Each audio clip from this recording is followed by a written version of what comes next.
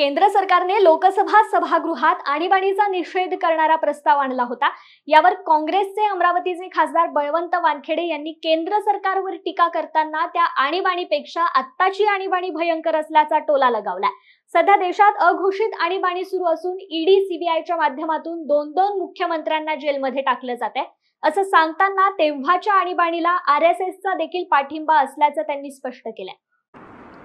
जे त्या आणीबाणीचा उल्लेख करतात त्यापेक्षाही आज जी आणीबाणी चालू आहे देशात अघोषित, की राज्यातील दोन मुख्यमंत्री तुरुंगात डांबले जातात।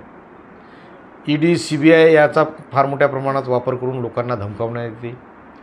भ्रष्टाचार खूप पोकाळलेला आहे आणि प्रत्येक बाब ही मनमानी चालू आहे।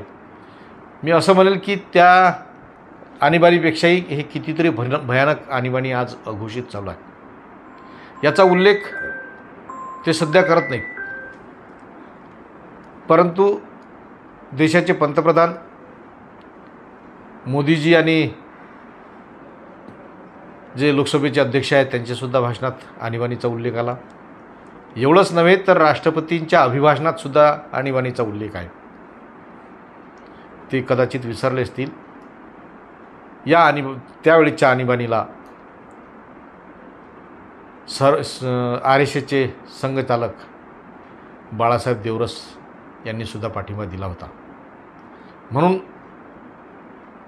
त्या आणीबाणीचा विचार न करता या आणीबाणीचा आज केंद्र सरकारनं विचार करावा।